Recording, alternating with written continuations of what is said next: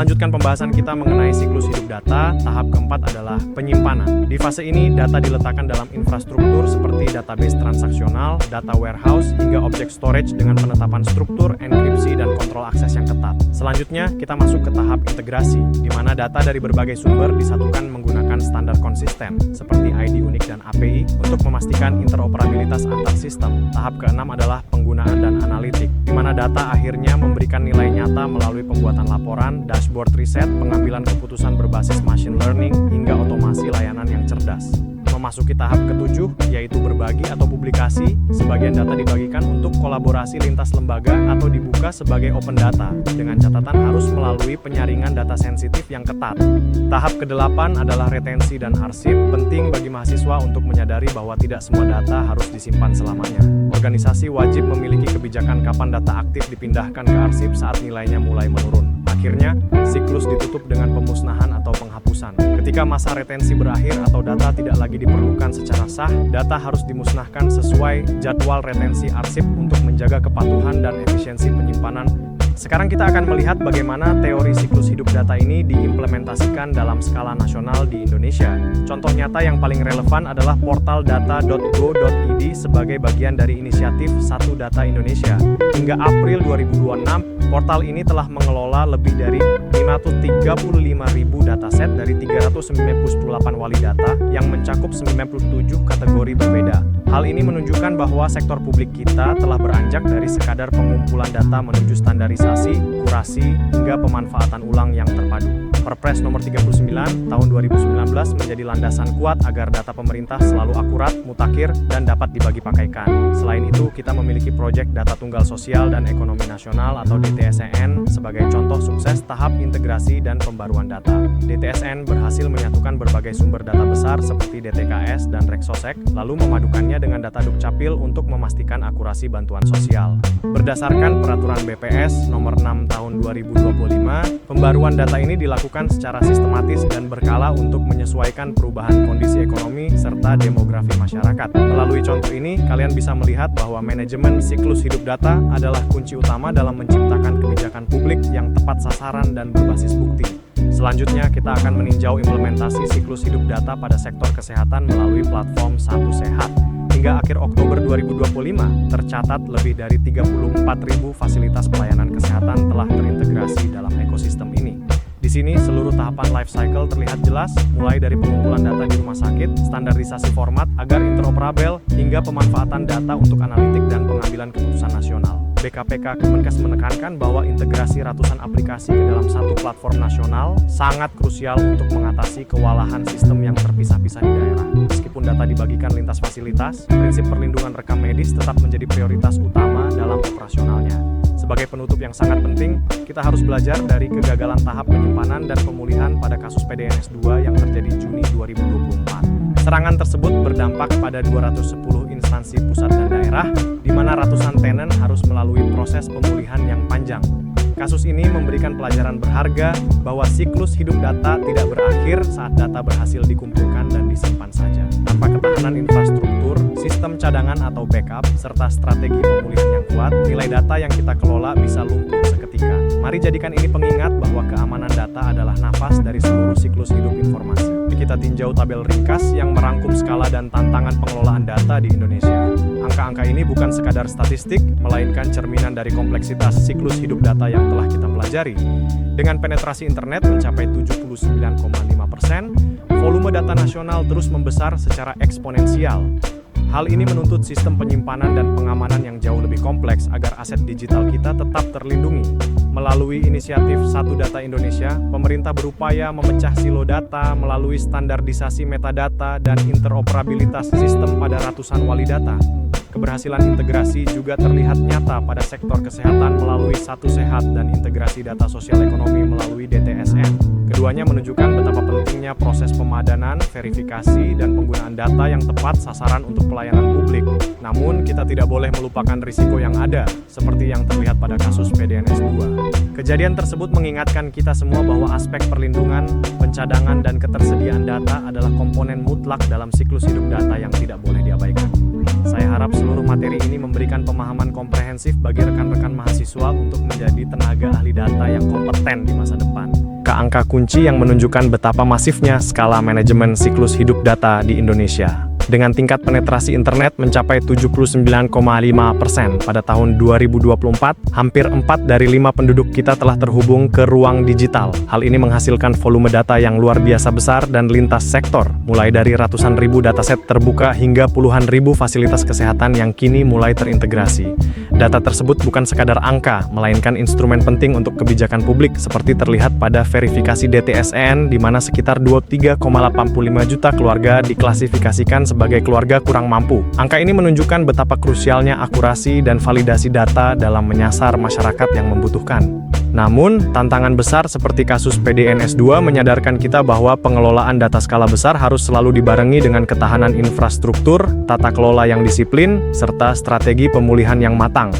Melalui seluruh pembahasan ini, saya berharap kalian dapat memahami bahwa siklus hidup data bukanlah sekadar konsep abstrak di dalam buku teks. Ini adalah praktik nyata yang sangat menentukan keberhasilan transformasi digital di negara kita. Mari kita jadikan prinsip-prinsip tata kelola, kualitas data, dan kepatuhan hukum sebagai landasan utama dalam karier profesional kalian nantinya. Teruslah bereksplorasi dan sampai jumpa di sesi diskusi berikutnya.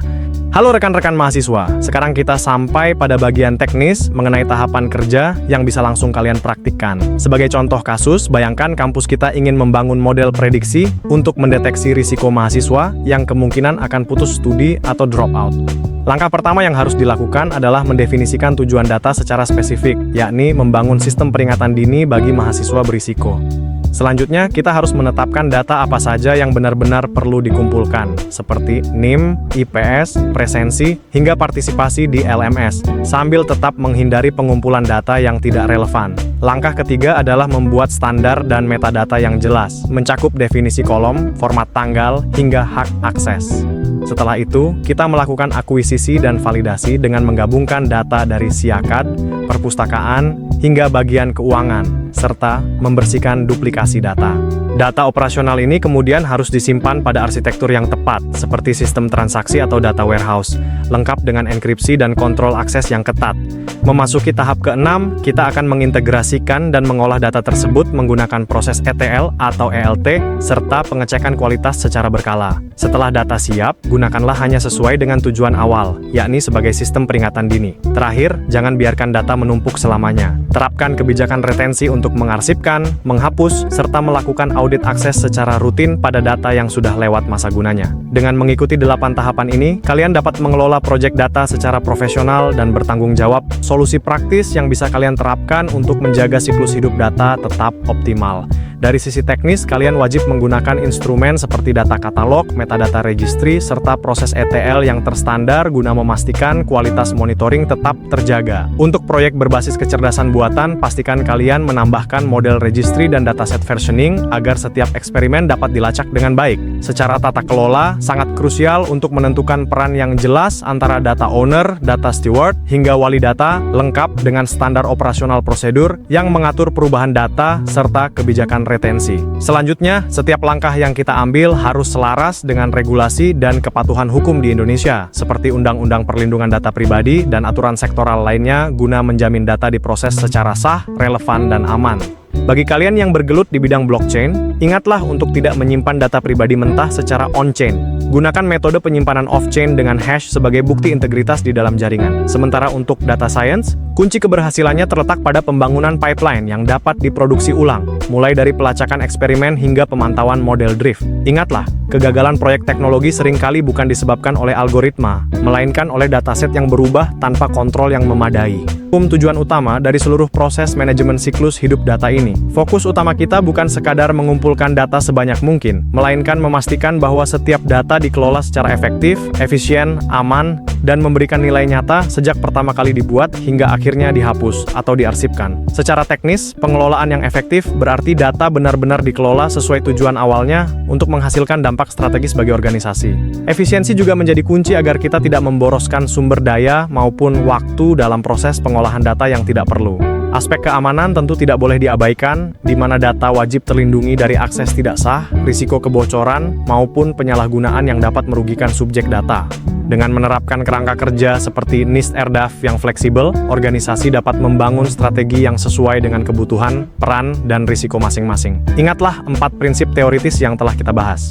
Memandang data sebagai aset, menerapkan tata kelola yang disiplin, menjaga kualitas data, serta patuh pada regulasi sejak awal atau compliance by design. Dengan memegang teguh tujuan-tujuan ini, kalian akan mampu mentransformasi tumpukan data mentah menjadi aset digital yang bernilai manfaat tinggi, baik secara ekonomi maupun operasional. Data sebagai aset organisasi. Halo, rekan-rekan mahasiswa. Mengapa kita sering mendengar bahwa data adalah aset berharga bagi organisasi? Hal ini dikarenakan data mampu menciptakan nilai ekonomi, administratif, akademik, hingga strategis. Sebagai contoh, data pelanggan dapat digunakan untuk meningkatkan kualitas layanan. Data mahasiswa dapat dimanfaatkan untuk memprediksi risiko dropout, dan data kesehatan menjadi landasan penting dalam perencanaan kebijakan nasional. Namun, berbeda dengan aset fisik, data memiliki sifat yang unik karena volumenya bisa bertambah sangat cepat, mudah digandakan tanpa batas, namun rawan kehilangan makna jika tidak diberikan konteks yang tepat. Oleh karena itu, aset data membutuhkan pengelolaan yang berbeda dan jauh lebih disiplin dibandingkan aset biasa. Ada 4 kebutuhan utama dalam pengelolaan aset data yang harus kalian kuasai. Pertama adalah penyediaan metadata yang lengkap dan akurat agar data mudah dipahami. Kedua, penerapan kontrol akses yang terstruktur untuk menjamin keamanan. Ketiga, penetapan standar kualitas yang terukur. Terakhir adalah tata kelola yang jelas dan konsisten agar seluruh proses pengelolaan data memberikan manfaat maksimal bagi organisasi. Tanpa fondasi ini, data hanya akan menjadi tumpukan informasi digital yang sulit untuk dimanfaatkan secara strategis. Kita akan membahas mengapa siklus hidup data menjadi penentu kualitas keputusan strategis dalam sebuah organisasi. Kalian harus memahami bahwa keputusan yang baik hanya bisa lahir dari data yang berkualitas. Jika kita mengabaikan tahapan life cycle, risiko yang muncul sangat nyata. Misalnya, data yang tidak lengkap akan menghasilkan tampilan dashboard yang menyesatkan manajemen dalam melihat performa bisnis. Begitu pula dengan data usang yang akan menyebabkan keputusan yang diambil menjadi tidak lagi relevan dengan kondisi pasar saat ini. Lebih jauh lagi, keberadaan data ganda tanpa proses validasi yang ketat akan mengakibatkan analisis jumlah populasi atau pelanggan menjadi salah sasaran. Disinilah peran krusial siklus hidup data untuk menjamin bahwa informasi yang sampai ke meja manajemen adalah data yang telah melalui proses validasi, integrasi, dan pembaruan yang memadai. Ingatlah kembali 4 prinsip teoritis kita. Memandang data sebagai aset, menerapkan tata kelola yang disiplin, menjaga kualitas data, serta patuh pada regulasi sejak awal. Dengan menjalankan siklus hidup data secara benar, kita memastikan organisasi selalu berpijak pada fakta yang akurat untuk menghasilkan keputusan yang tepat dan berdaya saing tinggi.